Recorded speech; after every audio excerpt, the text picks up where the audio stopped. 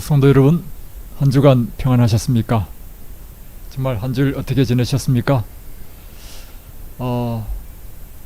정말 열심히 살고 또 날마다 하나님께서 주시는 힘과 능력으로 살다가 어느덧 이 안식일을 맞이하게 되었습니다. 이 안식일을 맞이할 때마다 우리에게 마음에 기쁨이 충만한 것은 이 안식일이 우리가 곧 갈 그 하늘을 우리가 연습하는 그런 시간이기 때문에 우리에게 큰 기쁨이 있고, 또 하나는 한 주일간 우리의 삶의 바쁨과 힘듦과 모든 노고를 이 안식일 다 내려놓고 하나님 안에서 주시는 평안과 또 안식을 누리는 이 기쁨이 우리에게 크기 때문입니다. 모쪼록 우리 모든 성도님들이 이 안식일 하나님께서 주시는 평안과 또 큰 은혜와 축복을 받는 귀한 안식일 되시기를 주의 이름으로 축복합니다. 먼저 여러분들에게 좀 죄송한 말씀을 드리는 것은, 이번 일주일 동안 제가 둔내에서 이 공사 관계로 있으면서 일을 하다 보니까 새벽 예배 때 이 방송이 제대로 안 돼가지고 참 어려움을 준 것에 대해서 정말로 죄송하게 생각합니다. 이 장소를 옮기면서 방송하는 것이 쉽지 않아서 그러한 일이 있었고, 여러모로 죄송하게 생각하고 또 용서를 구합니다. 이제 시대 소망이 내일과 다음에 월요일 이틀만 하면 시대 소망을 다 끝내게 될 것입니다. 내일 안식일 설교도 시대 소망을 86장이죠 를 하려고 계획하고 있는데, 그래서 시대 소망이 이제 새벽 예배를 다 마치게 되면 약간 좀 힘을 갖고 또 다시 해보려고 합니다.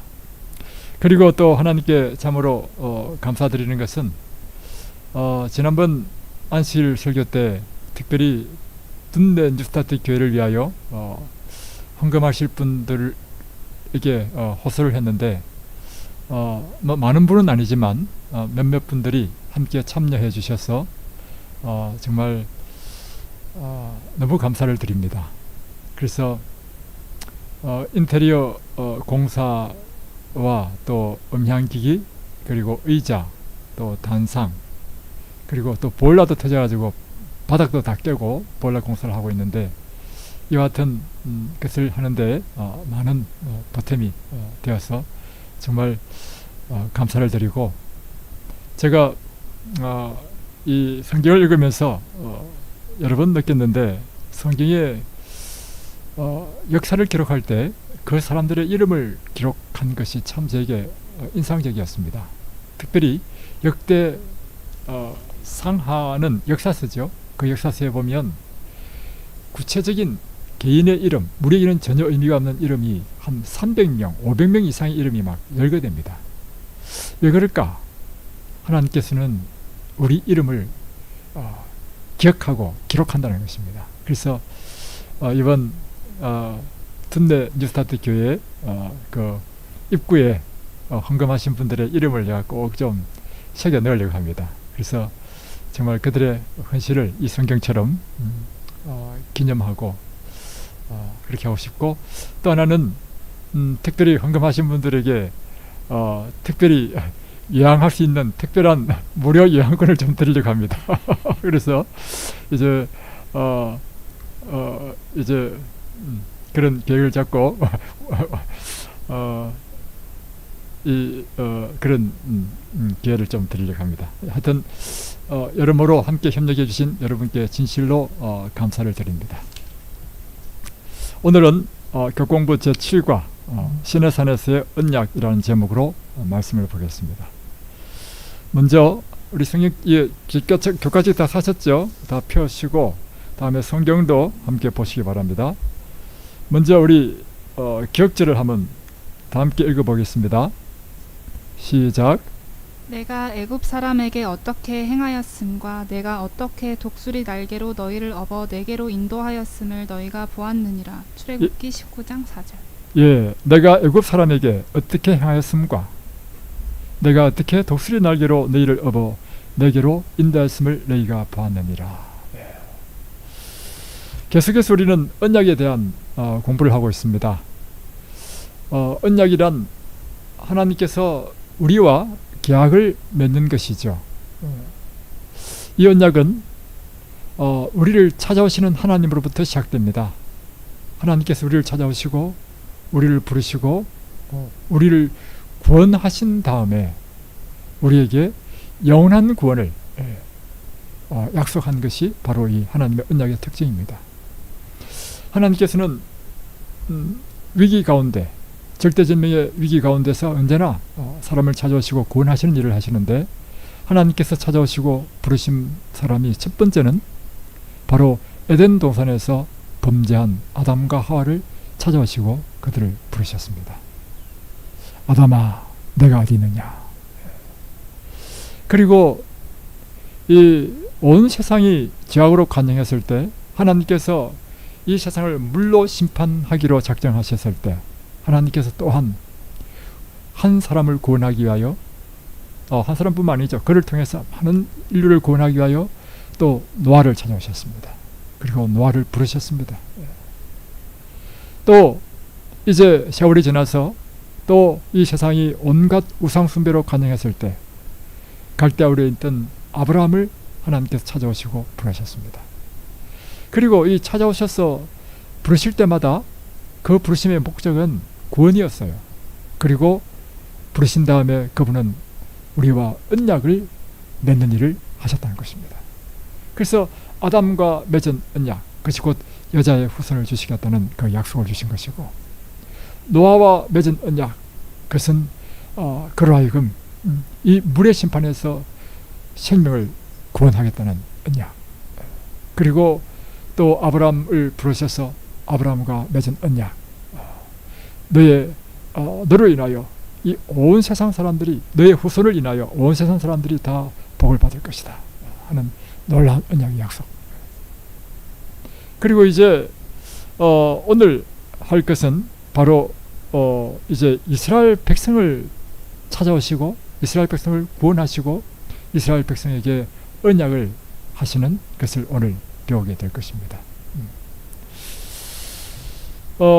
하나님께서 이와 같이 사람들을 찾아오시고 부르실 때에 그 세상의 형편 또 그 개인적인 형편은 항상 구원이 필요한 상태에 있었다는 것입니다.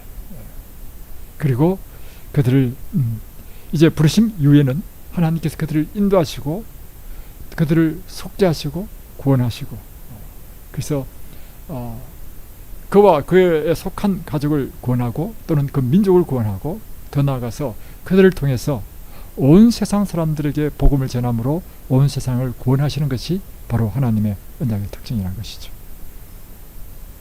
오늘 기억절은 바로 이것입니다. 이스라엘 백성들이 애굽에서 종살이 하고 있을 때 하나님께서 어떻게 그들을 구원하셨는지, 그래서 이걸 비유로 독수리 날개로 너희를 업어서 내게로 인도하였다 이렇게 표현했습니다. 여러분에게는 이와 같이 독수리의 날개로 업어서 구원을 받은 그런 경험이 있습니까? 바로 이스라엘 백성들은 놀라운 역사를 갖고 있죠. 그것은 스스로의 힘으로는 애굽의 종살이에서 해방될 길이 없었습니다. 그때 하나님께서는 편팔과 놀라운 능력으로 10가지의 재앙을 통해서 정말 기적적으로 이스라엘 백성들을 구원하셨죠. 그뿐만 아니라 홍해바다를 가르시고 그 홍해바다를 통과함으로 완전한 한 나라, 한 민족으로 구원하신 것을 보게 됩니다.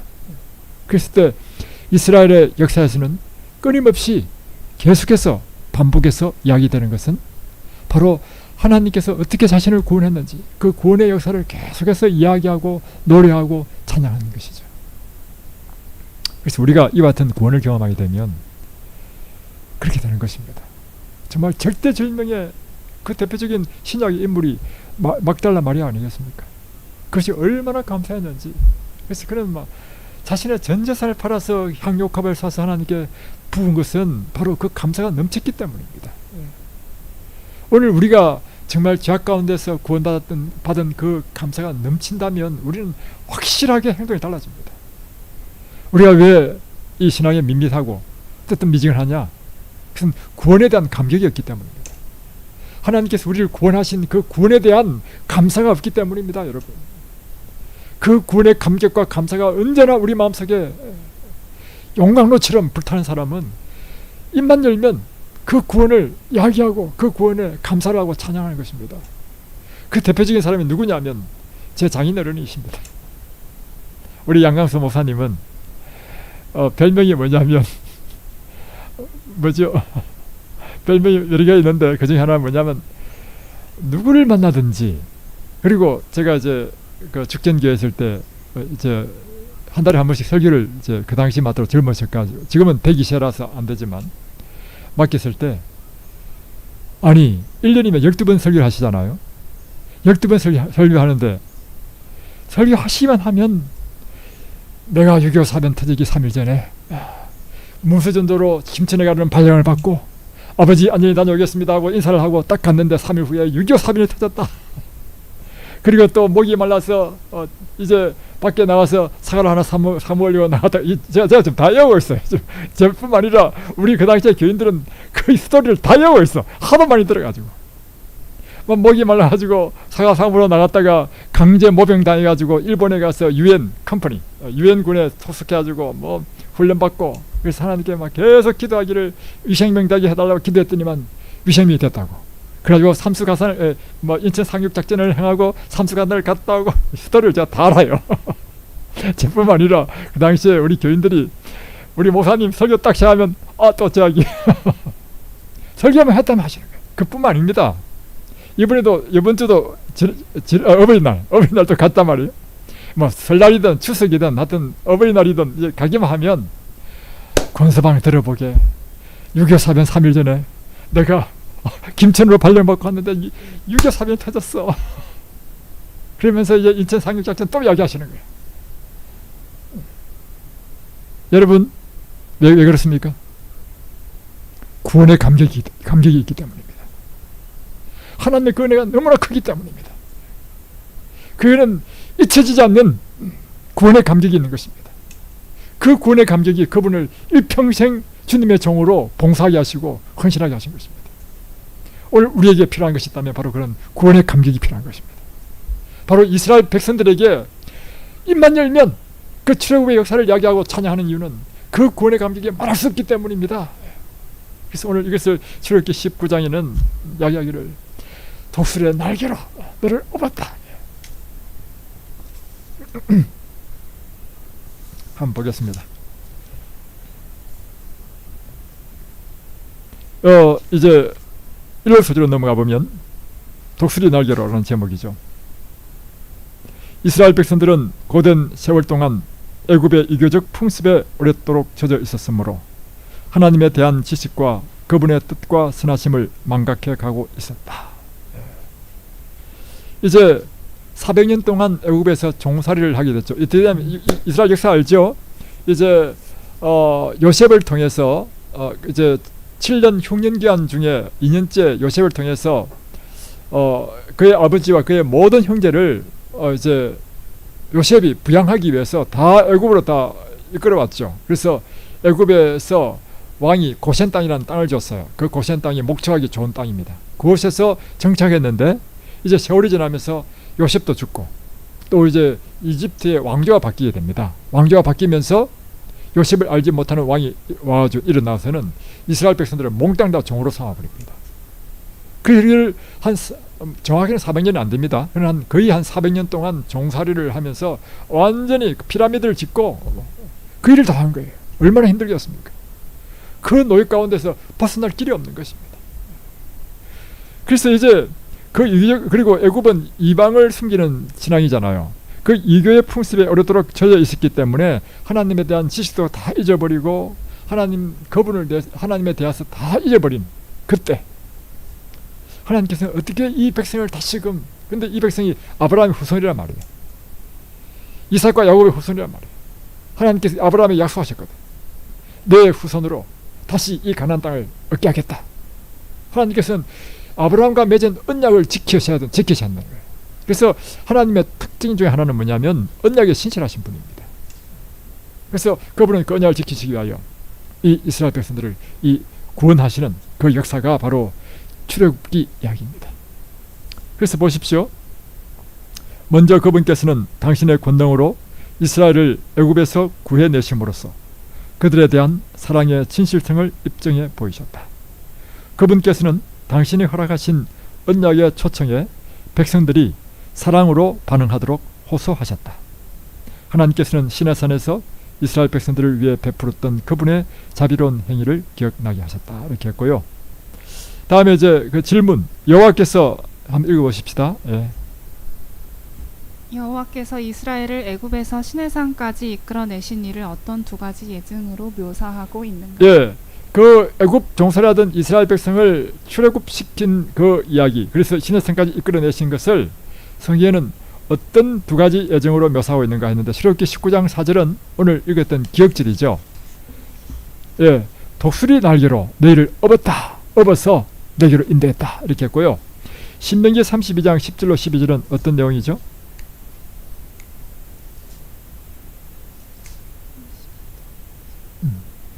여호와께서 그를 황무지에서 짐승이 부르짖는 광야에서 만나시고 호위하시며 보호하시며 자기의 눈동자 같이 지키셨도다. 마치 독수리가 자기의 보금자리를 어지럽게 하며 자기의 새끼 위에 너풀거리며 그의 날개를 펴서 새끼를 받으며 그의 날개 위에 그것을 엎는 것 같이 여호와께서 홀로 그를 인도하셨고 그와 함께 한 다른 신이 없었도다. 예, 여기 보면 신명기 32장 10절로 12절에도 보면 마치 독수리가 자기의 보금자리를 어지럽게 하며 자기의 새끼 위에 너풀거리며 그의 날개를 펴서 새끼를 받으며 그의 날개 위에 그것을 엎는 것 같이, 이렇게 독수리가 새끼를 사랑하는 이런 모습으로 표현했다는 것이죠. 그래서 교과책 95페이지는 구체적으로 이 독수리가 자기 새끼를 어떻게 사랑하는지를 설명하고 있습니다. 여기 보시면 독수리는 한번 읽어볼까요? 독수리는 자기 새끼에 대해 유난히 헌신하는 것으로 알려져 있다. 독수리는 주로 산 꼭대기에 산다. 독수리가 새끼에게 나는 법을 가르치기 위해 새끼를 등에 업고 시나이 평지가 내려다 보이는 가장 높은 곳으로 올라가 낭떠러지로 떨어뜨린다. 만일 새끼가 너무 어려서 잘 날지 못하면 아비 독수리는 잽싸게 아래로 내려가 새끼를 낚아챈 다음 등에 업고 다시 험준한 바위 위로 둥지로 날아 올라간다. 하나님께서는 내가 어떻게 독수리 날개로 너희를 업어 애굽에서 인도하여 내었는지 보라고 말씀하신다. 예, 독수리는 여기 같이 자기 새끼를 유난히 사랑하는, 그래서 독수리 새끼에게 비행을 가르치기 위해서 그 낭떠러지에 떨어뜨린다는 것입니다. 그러나 그것은 새끼를 죽이기 위한 것이 아니고 그의 이익을 위한 것이죠. 그러다가 잘 날지 못하면 잽싸게 쫙 내려가지고는 자기 등으로 탁 업어가지고 다시 올라온다는 거예요. 이처럼 우리 하나님께서는 독수리가 자기 새끼를 이처럼 사랑하는 것처럼 우리를 사랑하신다. 또 한 비유는 신명기 1장 29절로 31절과 호세아 11장 1절에 있는 말씀입니다. 먼저 신명기 1장 29절로 31절 한번 읽어보겠습니다. 너희의 하나님 여호와께서 애굽에서 너희를 위하여 너희 목전에서 모든 일을 행하신 것 같이 이제도 너희를 위하여 싸우실 것이며 광야에서도 너희가 당하였거니와 사람이 자기의 아들을 안는 것 같이 너희의 하나님 여호와께서 너희가 걸어온 길에서 너희를 안으사 이곳까지 이르게 하셨느니라 하나. 예, 또 호세아 11장 1절. 이스라엘이 어렸을 때에 내가 사랑하여 내 아들을 애굽에서 불러냈거늘. 예, 그러니까 마치 어머니가 자기 아들을 안는 것 같이 이렇게 표현했다는 것입니다. 하나님은 모성애가 강한 어머니로서 아들을 사랑하는, 그래서 품에 안는 이런 모습으로 표현했다는 것입니다. 여기에서 우리는 두 가지 의미를 기억할 수 있습니다.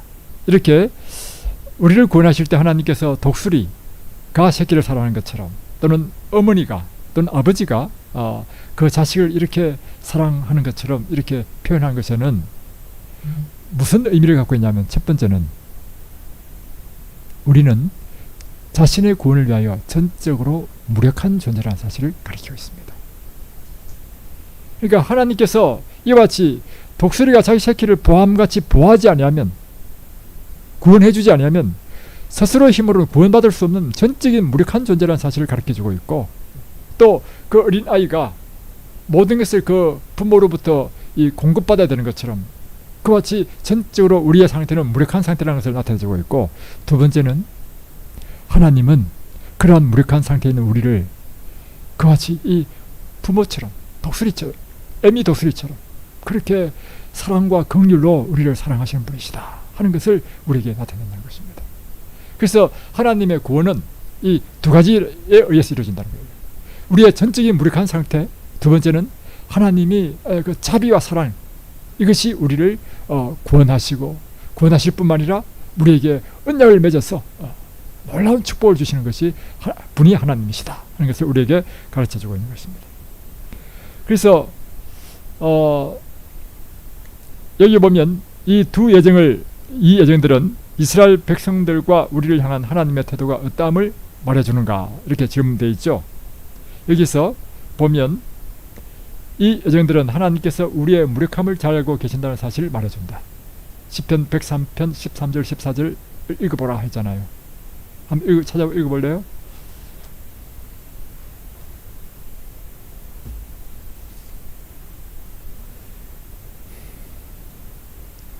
아버지가 자식을 긍휼히 여김같이 여호와께서는 자기를 경외하는 자를 긍휼히 여기시나니.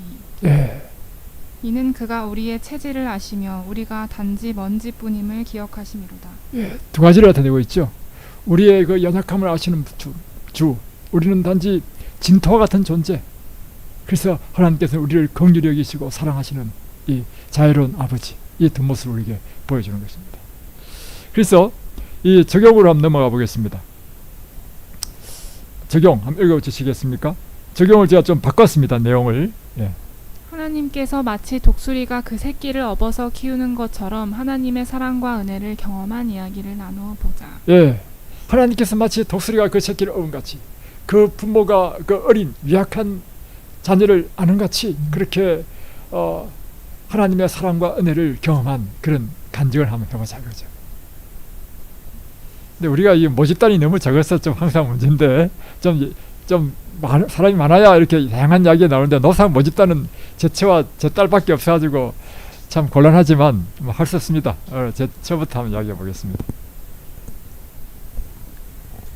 네, 독수리가 그 날개를 펴서 새끼에게 나는 것을 가리키기 위해서 낭떠러지에서 떨어뜨린 것처럼, 제가 정말 사망의 음침한 골짜기로 헤매일 때까지 하나님께서 저를 떨어뜨린 다음에, 제가 그 순간 내가 이대로 죽으면 하나님 구원이 있습니까 하고 제가 그 마음으로 하나님께 여쭤봤어요. 그런데 그때 너가 나의 말을 순종했는가, 이 말씀이 들리더라고요.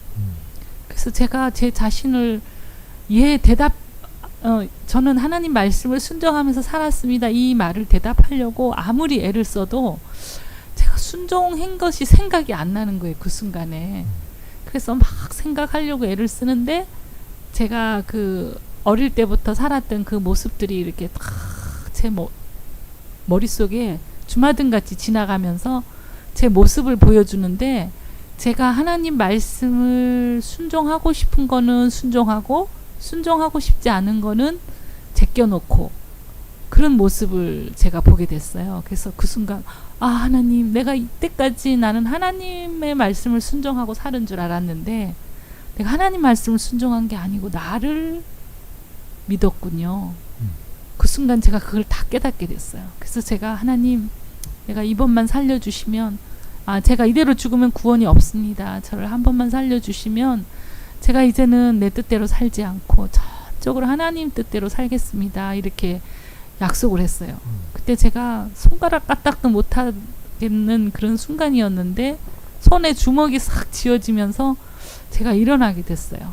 그러면서 그때부터 제가 하나님 뜻대로 순종하는 것이 뭐지? 이때까지 내 뜻대로 살아왔기 때문에 그것이 무엇인지 전혀 저는 알 수가 없었어요. 그래서 또 그것을 구했어요.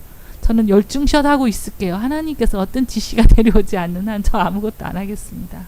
그렇게 하고 제가 성경책과 제가 몸이 그때 아팠기 때문에 치료봉사, 또 이제 제 아이들을 제대로 양육하지 못했기 때문에 세자녀 지도법, 이 세 가지를 놓고 하나님 이제는 이 말씀을 순종하지 않고는 제가 한 장도 넘기지 않겠습니다. 이렇게 약속을 했어요. 근데 그때 그 약속이 저한테는 제 인생을 바꾸어 놓았어요. 네, 그래서 저는 그 이후로 완전히 새로운 삶을 살게 됐거든요. 그래서 하나님께서 나를 죽기까지 그렇게 떨어뜨리지 않았다면은 제가 하나님 앞에 그렇게 간절한 마음이 되지 않았을 것 같아요. 그래서 하나님의 그 사랑과 은혜를 경험해서 지금은 정말 그 하나님의 사랑과 은혜 안에서 산다는 것이 얼마나 기쁘고 행복하고 그 마음의 평안과 안식을 누리는 것인지 모르는 사람들에게 정말 전하고 싶어서 지금 새로운 둔내 뉴스타트 요양원을 지금 하게 하신 게 아닌가 그렇게 생각합니다. 또 이제 이번에는 또 우리 순실이가 순실 나름대로의 경험을 한번 이야기해 주시기 바랍니다.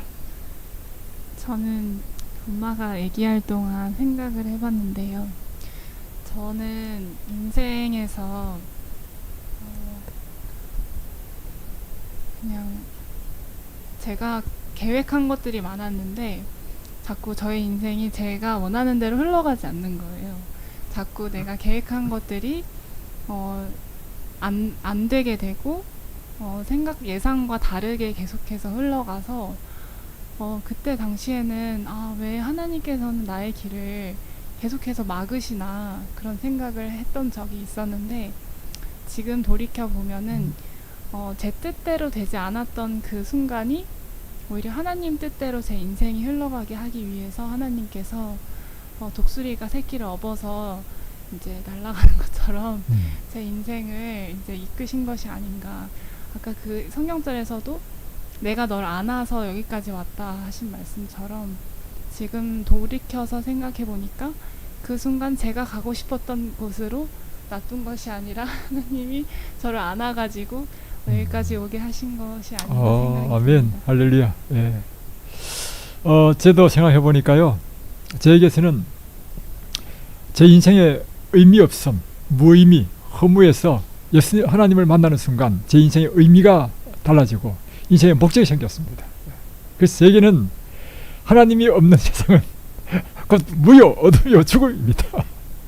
제게는 하나님이 제 삶의 전부입니다.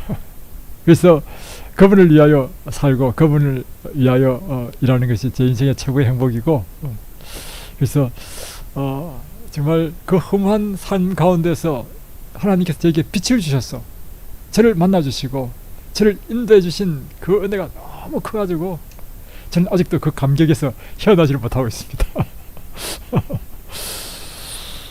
예. 이제 월요일로 넘어가 보면 이제 구원의 유형인데 이제 하나님께서 우리를 구원하신 것을 이게 독수리의 날개로 업어서 구원했다 하는 것을 이제 또 다른 표현으로 한 것이 출애굽기 6장 6절로 7절에 있는 말씀입니다. 자, 이 출애굽기 6장 6절로 7절 한번 읽어보겠습니다. 그러므로 이스라엘 자손에게 말하기를 나는 여호와라. 내가 애굽 사람의 무거운 짐 밑에서 너희를 빼내며 그들의 노역에서 너희를 건지며 편팔과 여러 큰 심판들로서 너희를 속량하여 너희를 내 백성으로 삼고 나는 너희의 하나님이 되리니 나는 애굽 사람의 무거운 짐 밑에서 너희를 빼낸 너희의 하나님 여호와인 줄 너희가 알지라. 예. 이제 이 출애굽기 6장에는 하나님께서 우리를 구원하신 것을 또 다른 표현으로 나타냈는데 그것은 뭐냐면 애굽 사람의 무거운 짐 밑에서 너희를 빼내었다. 이렇게. 그 노역에서 너희를 건졌다. 또 편팔과 여러 큰 심판들로부터 너희를 속량해냈다. 세 가지 표현을 쓰고 있어요. 빼내었다, 건졌다, 속량했다. 예. 그래서 이 구원의 이 기본적인 패턴, 유형은 바로 이 출애굽 사건인데 이 출애굽 사건을 통해서 구원의 가장 기본적인 유형은 무엇인가 하면 속량했다는 뜻입니다. 속량이라는 뜻이 뭐냐면 이 한자인데 값을 지불하고 이 값을 지불하고 다시 되찾다 이런 뜻이죠. 노예로 팔린 사람을 값을 지불하고 그를 노예로부터 다시 해방시켰다 이런 의미. 그래서 이스라엘 백성들을 애굽의 노예 상태로 있는 그 상태에서 하나님께서 속량하셨다는 것입니다. 오늘날 하나님께서 우리를 또한 구원하실 때도 속량에는 반드시 구원할 때는 그냥 구원하는 것이 아니고 반드시 그러므로 값을 치러야 된다는 것이죠. 하나님께서 우리를 위하여 이 이스라엘 백성들을 위하여 속량한 게 뭐죠? 어떤 값을 치렀습니까? 어린 양의 피를 문지방과 인방에 발랐잖아요. 문설주와 인방에 발랐잖아요. 그러니까 어린 양을 잡은 것이 값을 지불한 거예요. 근데 그 어린 양은 표상적으로 예수님의 죽으심을 나타낸 것입니다. 그러니까 출애굽 당시에 이스라엘 백성들을 속량한 그 값도 예수님의 생명이 그 값을 지불한 것이고, 오늘 우리를 속량하신 것도 예수님의 생명을 지불한 그 지불 값으로 우리를 죄에서부터 구원하신 것입니다. 그래서 여기 나오죠. 하나님께서 나오죠. 당신의 백성들을 노예 신분에서 되찾기 위해 볼까요? 넘어가고 보겠습니다. 하나님께서 당신의 백성들을 노예 신분에서 되찾기 위해 속전을 지불하신다는 견해를 어떻게 이해하는가? 얼마만큼의 값이 지불되었는가? 잖아요. 마가복음 10장 45절 어떻게 되어 있죠? 만일 내 발이 너를 범죄하게 하거든. 아닌데 마가복음 10장 45절. 10장. 마가복음. 인자가 온 것은 섬김을 받으려 함이 아니라 도리어 섬기려 하고 자기 목숨을 많은 사람의 대속물로 주려 함이니. 예, 예수님께서 친히 말씀하시기를 내 목숨을 다른 사람의 대속물, 속량으로 주기 위해서 왔다 하셨습니다. 또 디모데전서 2장 6절에 또 어떻게 했죠? 그가 모든 사람을 위하여 자기를 대속물로 주셨으니 기약이 이르러 주신 증거니라. 예, 자기 목숨을 속전으로 주셨다. 그래서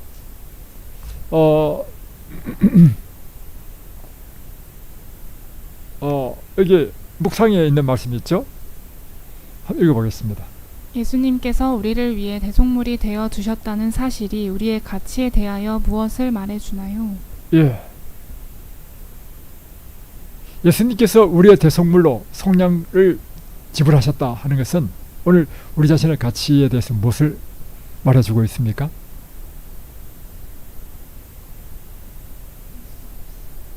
엄청난 값으로 지불된 사람이에요. 그러니까 우리 한 사람 한 사람은 엄청난 가치가 있는 사람들이에요. 늘 이야기하는 것처럼 이 프레젠테이터를 위해서 제가 10만 원 지불했다 하십시다. 10만 원을 지불했다면 이것은 내가 지불한 값만큼의 가치가 있는 거죠. 가치를 보는 거죠. 근데 이 컴퓨터를 위해서는 제가 100만 원을 지불했다 하십시다. 그럼 이 100만 원을 지불한 것만큼의 가치죠. 그러니까 이 컴퓨터 이보다 더 가치 따라 할 수 있는 것이 지불한 비용이 더 크기 때문에. 근데 여러분을 위해서는 얼마의 금액이 지불됐나요? 하나님의 아들의 생명으로 지불했다는 것입니다. 그래서 우리는 항상 명심해야 될 게 뭐냐면, 나는 굉장히 고귀한 사람이다. 나는 이 세상에 가장 가치 있는 사람이다. 아주 중요한 거죠. 그런 의식을 갖고 살면 우리는 확실히 다른 인생을 삽니다. 자신이 고귀하다고 생각하는 사람은요, 그렇게 고귀하게 삽니다. 자기를 함부로 다루지 않죠. 자기를 고귀하게 생각하는 사람은 입으로도 이게 천박한 욕이라든가 이런 말을 할 수 없죠. 이 새끼 저 새끼 이런 말은 할 수 없는 거잖아요. 그처럼 우리의 행동이나 언행에 있어서 우리는 참으로 귀한 존재라는 사실을 언제나 기억해야 할 필요가 있습니다. 여러분이 젊었을 때도 같이 있지만 여러분이 나이가 들고 병들고 이 세상 사람들을 볼 때는 노동력도 떨어지고 가치가 없어질 볼 그때도 똑같은 가치가 있나요? 예, 그렇습니다. 그래서 젊은 사람뿐만 아니라 나이 들어서 병이 들었다 할지라도 우리를 지불한 가치는 똑같다는 것입니다. 자, 그 다음 페이지 우리 화요일 소절 한번 보겠습니다. 화요일은 이제 신해산 언약인데 이렇게 우리를 속량하신 다음에 하나님께서 뭘 하셨냐면 우리와 언약을 맺었다는 것입니다. 이것이 바로 출애굽기 19장의 이야기고 20장의 이야기고 23장까지 나오는 이야기입니다. 자, 여기 보면 이렇게 우리를 구원하신 다음에 우리와 계약을 맺었는데 왜 우리와 계약을 맺었는가? 그것은 우리를 구원하신 다음에 우리를 당신의 종으로 이렇게 부리는 존재로 한다면 계약 맺을 필요 없죠. 근데 이 계약 맺은 것을 가만히 보면 하나님께서는 우리로 하여금 아주 존중한다는 거죠. 존중. 당신의 값으로 우리를 사신 다음에 우리를 고귀한 존재로 대우하시는 것이 뭐냐면 자, 이제 너와 내가 함께 계약하자. 계약이라는 것은 항상 비슷한 사람끼리 계약하는 거잖아요. 그죠? 그러니까 하나님께서 우리가 사실 그런 가치가 없죠. 왜냐하면 종으로 있는 상태에 있는 사람을 하나님께서 돈을 주고 건져낸 낸 다음에는 자기 하인으로 부를 수도 있는데도, 그죠? 너와 이제 계약하자. 야, 이것은요 놀라운 개념입니다. 그러니까 하나님께서는 우리를 어떻게 취급하셨냐면 아주 존귀하게 취급한다는 거예요.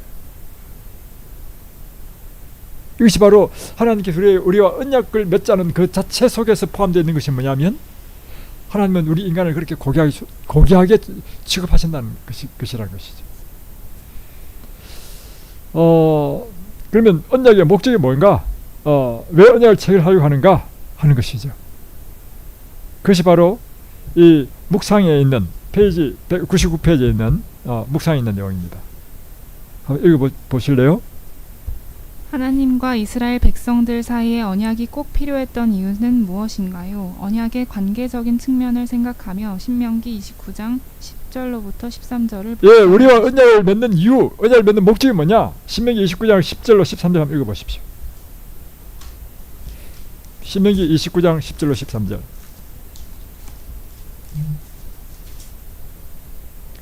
오늘 너희 곧 너희의 수령과 너희의 지파와 너희의 장로들과 너희의 지도자와 이스라엘의 모든 남자와 너희의 유아들과 너희의 아내와 및 내 진중에 있는 객과 너를 위하여 나무를 패는 자로부터 물 깃는 자까지 다 너희의 하나님 여호와 앞에 서 있는 것은 내 하나님 여호와의 언약에 참여하며 또 내 하나님 여호와께서 오늘 내게 하시는 맹세에 참여하여 여호와께서 내게 말씀하신 대로 또 내 조상 아브라함과 이삭과 야곱에게 맹세하신 대로 오늘 너를 세워 자기 백성을 삼으시고 그는 친히 내 하나님이 되시려 함이니라. 자, 결론적으로 13절이 결론이에요. 이렇게 하신 이유는 뭐냐면 내 조상 아브라함과 이삭과 야곱에게 맹세하신 대로 오늘 너를 세워 자기 백성을 삼으시려고, 하나님의 백성을 삼으시려고 그분은 우리의 하나님이 되시게 하시기 위하여 언약을 한다는 것입니다.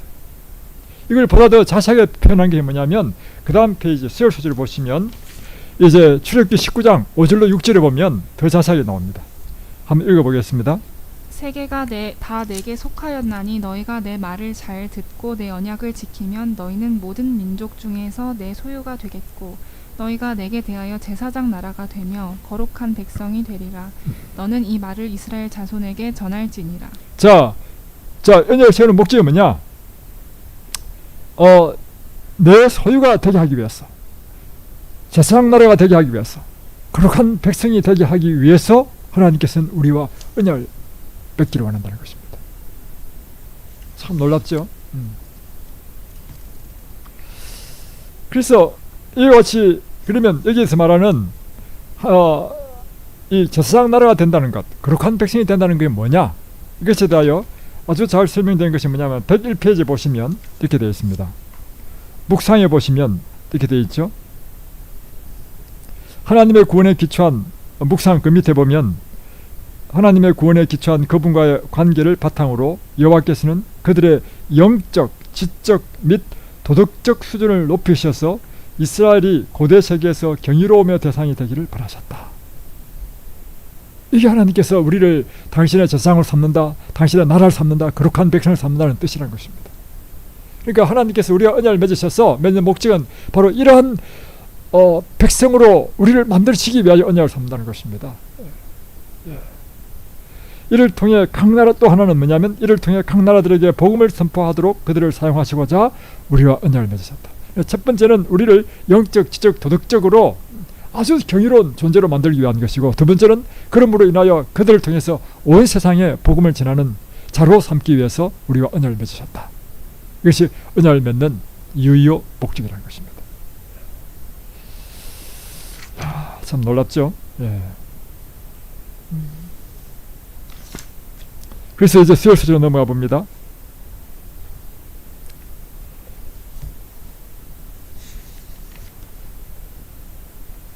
그래서 이제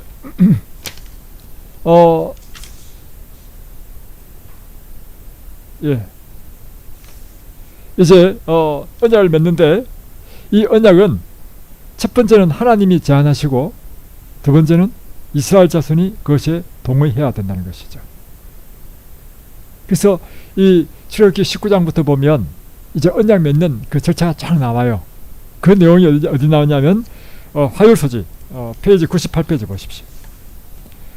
다음에 열간 성경절들을 다 찾아볼 시간이 없다면 사건의 순수에 초점을 맞춰보라 해가지고 1번부터 18번까지 있잖아요. 이것이 바로 하나님이 이스라엘 백성들과 언약을 맺는 그 절차에 대해서 설명한 것입니다. 한번 읽어보겠습니다. 이스라엘이 여호와의 도우심으로 출애굽한 후에 신의 광야에 이르러 진을 침. 2. 하나님께서 이스라엘과 더불어 맺을 언약을 제안하시고, 하나님께서 먼저 이제 이스라엘 백성들을 구원하신 다음에 이스라엘 백성에게 이제 제안합니다. 우리가 나와 언약을 맺자. 3. 이스라엘이 그 언약을 받아들이겠다고 응답함. 그런데 이 언약은 일방적일 수 없습니다. 이스라엘 백성들이 그것에 예하고 반응해야 된다는 것이죠. 그래서 이스라엘 백성들이 이것에 응답했습니다. 4. 정식으로 언약을 받기 위해 준비함. 이제 언약 체결 준비를 합니다. 그래서 시내산에서 체결 준비하죠. 또 5. 십계명이 선포됨. 드디어 이제 언약의 조항들, 계약서에는 계약서 내용이 있을 거 아닙니까? 그 계약서 내용이 바로 십계명이라는 것입니다. 6. 모세가 언약의 중개자로 나섬. 7번, 언약의 원칙들이 설명됨. 8번. 언약이 비준됨. 그래서 하나님과 양자가 인감 도장을 깡 찍어가지고 이 계약이 성립됐다는 것입니다. 이렇게 해서 이제 언약이 이루어진 것입니다. 이렇게 체결된 언약이 결국에는 두 당사자가 계약을 체결하는데 이것이 계속 유지되려면 이 계약을 잘 이행해야 되잖아요. 근데 이스라엘 백성들이 이 계약을 잘 이행하지 못해가지고 이 언약이 깨졌다는 것입니다. 그것이 바로 이 실패했다는 것이죠. 왜 이스라엘 백성들이 실패했는가? 그것이 이제 나오는데 목요일 소지에 보면 나옵니다. 보겠습니다.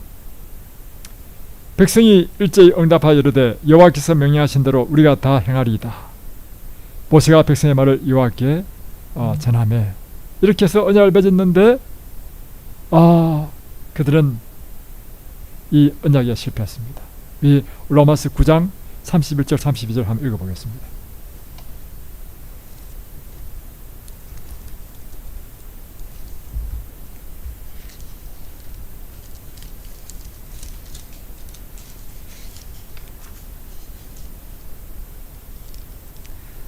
의의 법을 따라간 이스라엘은 율법에 이르지 못하였으니 어찌 그려하냐. 이는 그들이 믿음을 의지하지 않고 행위를 의지함이라.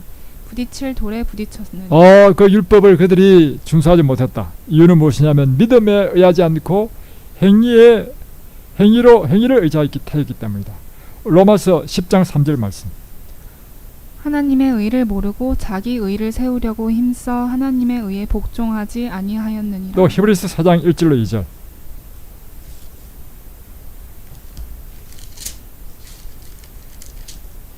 그러므로 우리는 두려워할지니 그의 안식에 들어갈 약속이 남아있을지라도 너희 중에는 혹 이르지 못할 자가 있을까 함이라. 그들과 같이 우리도 복음 전함을 받은 자이나 들은 바 그 말씀이 그들에게 유익하지 못한 것은 듣는 자가 믿음과 결부시키지 아니하니라. 예, 그들이 실패한 이유는 뭐예요? 믿음으로 하지 않았기 때문에 실패했다는 것입니다. 예. 백성들이 믿음으로 언약을 붙잡지 못했기 때문이다 하는 것입니다. 그래서 이 언약을 체결하고 난 다음에 하나님께서는 성소 제도를 세우셨죠. 그 성소는 바로 믿음으로 이 의에 이르는 것을 가르쳐 준 것이죠. 그러나 이스라엘 백성들은 행함에 의지함으로 실패했다는 것입니다. 그래서 십계명을 지키는 것이 이제 바로 언약을 이제 이해하는 것인데, 십계명을 지키는 데는 두 가지 방법이 있습니다. 하나는 믿음으로 십계명을 지키는 방법이 있고, 하나는 행함으로 십계명을 지키는 방법이 있다는 것입니다.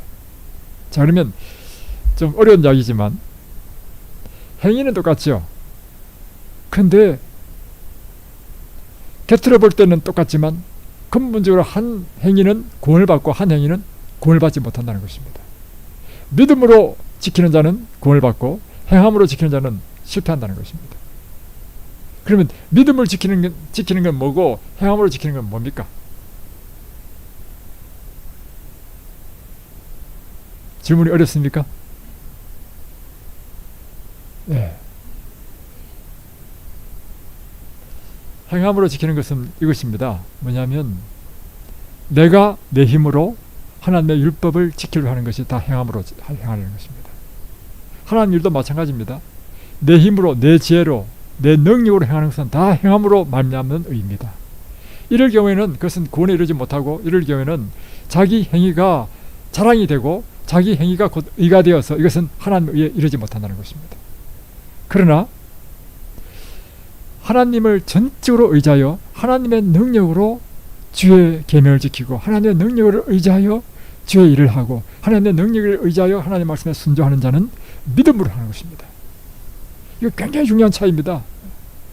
사람이 이걸 잘 구별을 못해요. 그래서 오늘날도 교회 내에서 많은 열심히 있는 사람들이 외견적으로 보면 열심히 있는 사람 같지만 행함으로 일하는 사람이 참 많이 있어요. 그래서 교회가 시끄러운 것입니다. 행함으로 하는 경우에는 반드시 일어나는 일인데요, 자기 자랑이 일어나고 남을 비난하고 못하는 사람 비난하고 또 일을 하더라도 요란하고 또 자기 이렇게 열심히 했는데 인정 안 하면 또 막 토라지고 삐지고 그래서 그 다 행함으로 하는 것입니다. 이게 영적인 식별력을 있어야 돼요. 그래서 그러나 믿음으로 행하는 사람은요, 아무리 큰 일을 하더라도 이것이 비록 자기가 행했지만 나에게 힘과 능력과 지혜와 이와 같은 마음의 동기를 주신 분이 하나님이심을 인정하기 때문에 자랑할 수가 없어. 내가 행한 것이 아니고 누가 행한 것입니까? 하나님이 행하신 것입니다. 이것이 바로 믿음으로 사는 사람의 특징인 것입니다. 네. 아주 중요한 이야기죠. 이것은요, 우리의 삶의 모든 부분에 다 적용할 수 있습니다. 이것은 신앙적인 뿐만 아니라 우리의 일상적인 사회생활, 우리의 일반적인 삶 속에서도 적용할 수 있는 것이고, 그를 일반적인 우리의 삶 가운데서 적용하게 된다면 놀라운 축복을 받습니다. 하나님의 사업에서도 역시 마찬가지고. 근데 이스라엘 백성들은 자기 의, 자기 힘, 자기 능력, 자기 의지로 하나님, 오늘 여러분 우리가 안식을 지킨다 하니까 다 어떻게 생각하냐면 내가 지켜야 된다고 생각하잖아요. 그건 이스라엘 백성들이 실패했던 것과 똑같은 실패를 할 수 있는 것입니다. 우리는 매 순간 하나님의 능력을 의지해야 되는 거예요. 자, 그래서 이 질문 한번 보겠습니다. 아주 중요한 것인데요, 여기 페이지 102페이지를 보겠습니다. 성경에는 자주 행함이 있죠. 한번 읽어보시겠습니다. 102페이지 밑에서 한 10번째 줄. 네. 성경에는 자주 행함이 강조되어 있는데 왜 행함으로는 하나님 앞에 받으신 바 되게 할 수 없는 것인가? 그 밑에 있는 설명도 한번 읽어보겠습니다. 불행하게도 히브리 백성들은 순종을 구원의 결과로서가 아니라 구원의 수단으로 믿고 있었다. 그들은 믿음을 통해 하나님의 의를 구하는 대신에 율법에 순종함으로써 자신의 의를 쌓고자 하였다. 시내산에서의 언약은 비록 더 구체적인 명령과 율법과 함께 주어졌으나 이전의 모든 언약과 마찬가지로 은혜의 언약이었다. 값없이 주어진 은혜가 심령을 변화시킴으로써 순종하도록 이끌어 줄 것이었다. 그런데 문제는 순종하려고 했던 그들의 시도가 아니라 그들이 드린 순종의 종류였다. 이스라엘의 역사가 보여주는 바와 같이 그들의 순종은 진정한 순종이 자, 아니었다. 여기에서 값없이 주어진 제일 중요한 단어 이것입니다. 값없이 주어진 은혜가 심령을 변화시킴으로써 순종으로 이끌어 줄 것이다. 이게 바로 믿음을 하는 것입니다. 믿음을 한다는 의미는 무엇인가 하면 하나님의 은혜가 너무 감사했어. 그것이 내 마음속에 동기화 되어서 일어나는 순종. 이것이 바로 믿음으로 하는 순종이고, 이것이 이럴 때 사람을 변화시키는 것이고, 이것이 하나님께서 이런 사람은 전적으로 하나님의 능력을 의지해서 일을 하기 때문에 하나님만 높이게 된다는 것입니다. 그러나 이스라엘이 했던 실패는 뭐냐면 바로 이거죠. 로마서 10장 3절에 있는 것처럼 자기의 하나님의 의를 모르고 자기의 의를 세우려고 힘써 하나님의 의에 복종하지 아니하였느니라 이렇게 돼 있는데, 이 보면 하나님께서는 사람의 연약함을 잘 알고 계십니다. 사람이 하나님 앞에서 자신의 의를 내세우려고 할 때 그러한 노력이 자신을 높임으로 하나님의 의에 복종하지 못하게 될 것이고, 이렇게 나오는 거죠. 그래서 적용 문제를 보겠습니다. 행위의 올바른 동기가 되는 하나님과의 밀접한 관계를 갖기 위하여. 그러니까 결과적으로 무슨 뜻이냐면 한마디로 우리 마음속에서부터 하나님의 구원에 대한 감격이 있어야 된다는 것입니다. 우리 마음에 하나님의 은혜가 너무 감사해서 우리 마음속에서, 여러분 진짜 너무 은혜를 입으면 어떻게 되는지 아십니까? 은혜를 입으면 나의 은혜를 베푼 사람에게 너무 감사해서 그를 위해서 내가 무엇인가 해주고 싶지 않습니까, 여러분? 바로 그것이 바로 우리가 하나님과 우리 속에서 기본적인 동기에서부터 일어나는 순종이라는 것입니다. 그래서 행위의 적용 보겠습니다. 행위의 올바른 동기가 되는 하나님과의 밀접한 관계를 갖기 위하여 지금 이 순간 어떤 결심을 하시겠습니까? 제가 한번 답을 알아봤습니다. 하나님의 은혜 안에 살자. 하나님의 은혜에 늘 감격하며 감사하자. 하나님의 은혜에 동인된 순종의 삶을 살자. 이러기 위해서는 우리가 주님을 더 깊이 알아야 되겠다. 주님의 말씀과 기도로 더 깊이 그분을 만나고 싶다. 주님을 위해 위대한 모험을 하자. 그러니까 우리가 그분을 알면 알수록 그분의 은혜의 그 크기가 점점 커지잖아요. 그래서 그분을 알 수 있는 방법이 뭐예요? 그분이 어떤 분이신지를 이 성경을 통해서 우리가 알 수 있는 거잖아요. 그래서 성경을 통해서 이스라엘 백성들을 인도하신 그 놀라운 하나님의 사랑과 자비, 이 긍휼, 인간의 생각으로는 생각할 수 없는 그분의 품성, 그것을 보면서 우리가 감격하고, 그래서 하나님을 이제 알아갈 때 떠나는 우리가 기도를 통해서 하나님과 교통하는 이 삶을 통해서 우리는 점점 그분을 알아가는 이런 알아갈 때 우리는 점점 더 하나님과 밀접한 관계가 되는 것입니다. 그래서 이제는 주님의 뜻은 곧 내 뜻이 되어버리는 거예요. 주님이 기뻐하시는 것이 곧 내가 기뻐하는 것이 되는 것이고, 또 하나는 주님을 위해서 모험하는 것입니다. 다시 변하면 하나님께서 말씀하신 것을 위해서 나 자신을 과감하게 던지는 거예요. 그럴 때 하나님께서 어떻게 하나님의 말씀에 순종해서 내가 순종해서 내가 했더니 하나님께서 진짜로 역사하시는 걸 경험해야만이 우리는 진짜로 하나님께서 살아계시는 걸 경험할 수 있는 거예요. 그런데 그걸 모험하기를 거부하고